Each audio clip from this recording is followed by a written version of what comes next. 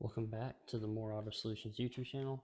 Today we are going to replace the fuel tank breather valve underneath the intake plenum on my 2011 E90 M3 competition. Let's go over what you get in the box from FCP Euro. So this is a full kit that's going to give you all the lines and the OEM clamps, which a little bit of pretext coming in. That's where I messed up. And it has the tool for the OEM clamps. So let's get this bad boy open.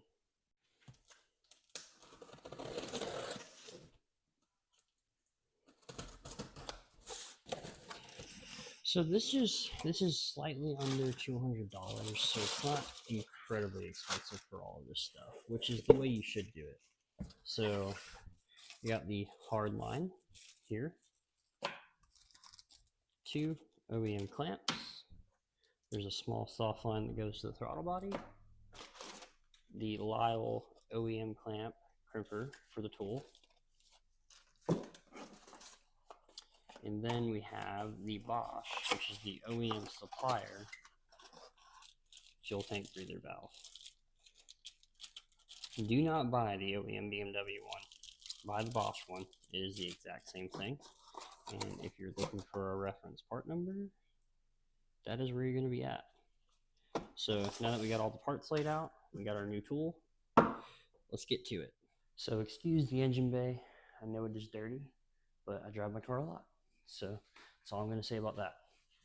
Now, to remove the plenum, it's actually really easy. There's a few different steps you need to follow. Now, the first thing I usually do, just so I don't forget, is to do the IAT sensor, because it's really easy. It's right by your oil filter housing. You just pop it down like that. Now, there is a few T20 bits under your airbox. They always strip out. Don't worry about it. Half of these are stripped, so I just zip them out. If they're loose, don't worry about it. There's a few of these that will, like that one catches. This airbox doesn't really do much because you do have the air filter. The only thing you have to do is just lift it up and out like that. I would turn a carbon airbox, so I haven't been too concerned about this in particular. We got one more. If you do them by hand, these don't really like to come out, so then you just set that aside. Now, this is a factory style air filter. I don't recommend an oil-based filter. I just don't think it's required, and I don't like the idea of the air having to pass through some sort of an oil-based filter. Just push it forward towards the engine and up, and it'll pop right out just like that. Next, we're going to do probably the easier part. So I'm going to pop this line loose. You just got to push down the 2 tabs. This can be a line for your vacuum pump. And then you're going to have a 6mm for this band. This band is very easy to break. I do recommend doing it by hand.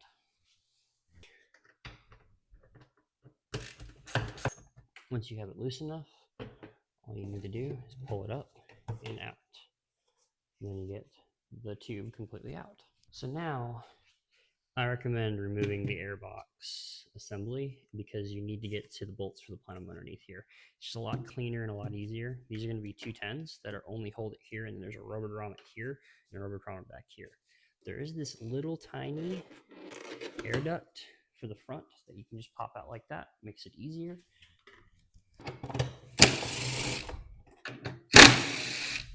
And then this bad boy just pops up and out. You can see how much more room you have access wise. I have 4 on each side, and there's going to be a boot clamp. I'm going to put a picture of it up on the screen to see what I'm looking at.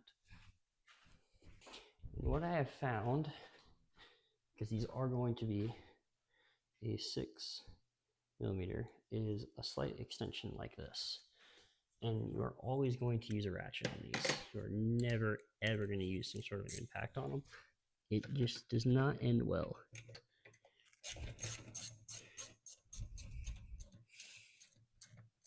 Now there is some oil separators right here. You do have to sneak past this one, like so, to get to it. Feels good. You be careful. It will take your socket with you sometimes. Now this one has a tube that's right here. You can get by it. What I recommend doing is looking from the front behind the oil separator, and you can just barely get on it.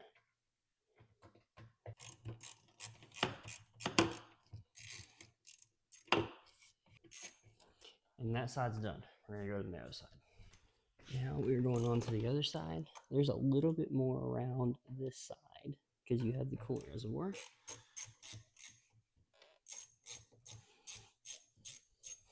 You have to just go by the actual oil reservoir. It's a little bit trickier.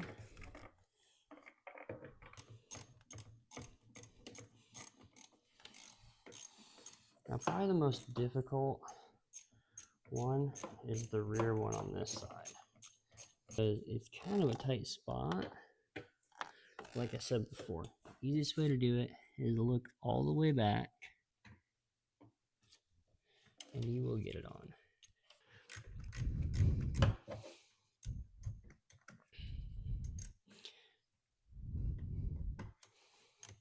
And this one you can only turn a little bit at a time. It kind of sucks in that regard. What I usually do is get it loose enough to the point I can finger loosen it like this on the extension. Now there's a tube directly back here. This one's a brand new one, so it does pop off pretty easy. If you have an original OEM one, they are not the exact easiest ones to get popped. All right, I've got it. It's kind of loose, so we're going to lift up on the plenum like that, get it loose. So off camera, my hose got a little bit caught, so I just went ahead and got it off. I just need a little pry. Now, if you lift up the front, there is this little air hose in the front here. You're just going to twist it just like you have everything that BMW makes. You're going to pull it off. Get it disconnected like that, and then the whole plenum comes right up and out.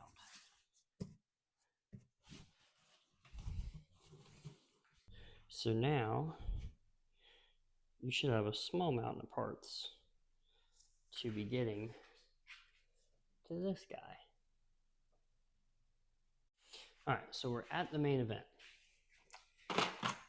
I have two small clamps on here, but I never replaced the hard line that comes all the way over here. So I went ahead and bought the whole thing with OEM style clamps because I just felt at this point, because I'm coming to this point again to do it, let's do it the right way the first time. So you just got to pull forward on these to pop it out. The clip here just disconnects like so. Pop this forward. We're going to go ahead and disconnect this line from the throttle body here with an aftermarket clamp that I added that I am replacing with an OEM style clamp. And then we're going to get this hard line out that goes to here and we're going to replace it. Let's get this off. Flathead I brought home from where most of my tools are. I thought wasn't going to fit, but it does. So that's good. So now, got this off. And now I just need to basically see how it's routed all the way around. Looks like there is a little clamp that holds it here. Probably has something to do with wiring harness. This is your vacuum air. And then there's a metering sensor in it right there as well. Just if anybody's wondering what's around. Push forward, push down. To kind of rock it as you push down. And this is also plastic, so you got to be careful with that. Sometimes you need a little bit more pressure than what I'm able to give. I'm not talking about a lot, I'm talking about a little bit. And I'm going to hold this one still. There we go. It already rotated a little bit. There we go. That got it. It might move.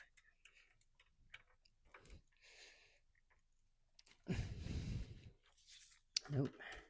This is how it was when I originally did it from here. It was not fun. It was very difficult. So if you were just doing this bad boy, you would cut the clamp that's here. You would just disconnect this line. Like I told you, it's not fun. It takes a lot of effort. I'm going to show you an up close on the bench once we get done getting this off, and I'll explain it all. So I got it off camera. Hate to tell you guys that, but I did. I just ended up pushing it, basically clamping it down a little bit harder with the pliers, and it finally broke the clip and then just slid off. It's old. It's getting replaced for that reason. It's just really hard. So, yep, that'll be it. Now there is this, some sort of it looks like a protective plastic piece. There's a couple of wiring harnesses you just want to be cautious of. There it goes.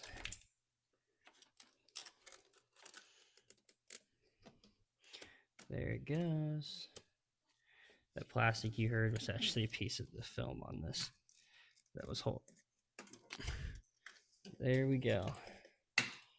So the whole entire assembly is now out. Now you can see these are aftermarket clamps that I put on originally.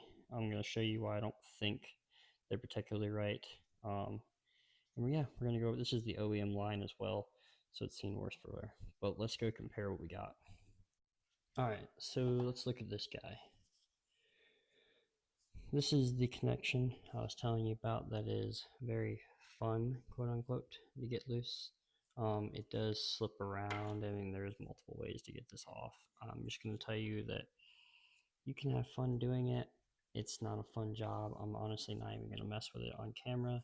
Yeah, so that's for you guys. But this is where I think I went wrong. I did not replace this line. Not think, just saying where I think I could have done better. I didn't replace this line. It's hard plastic. It's old. It probably needs to be replaced. And I didn't replace this hose. These clamps I don't really see a problem with. I think they were probably fine. But I figured, because I'm going to do this twice, into the trash that goes, we're going to do it the right way. So we got a brand new one, because these really aren't that expensive. They're about $47 a pop. Brand new one of those. Nice new clamps.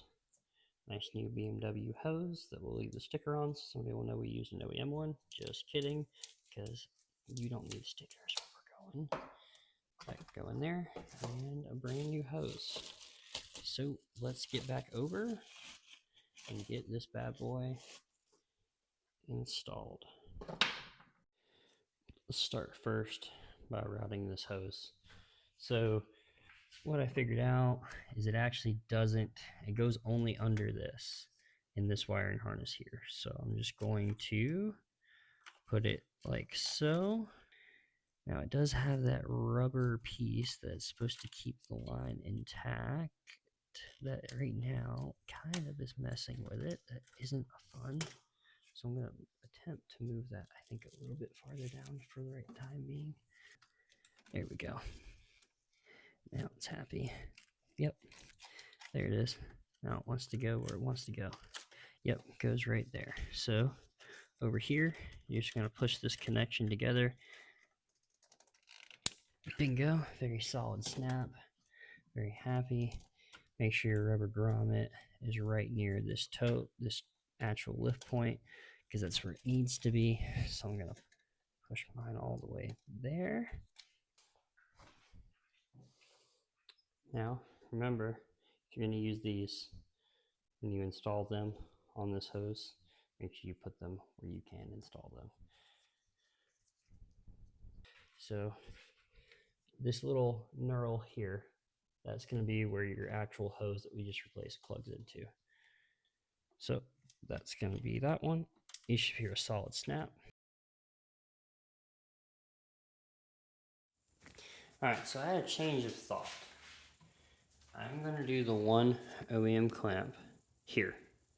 But if I ever have to service this, you have to cut these off every time because they don't like to move.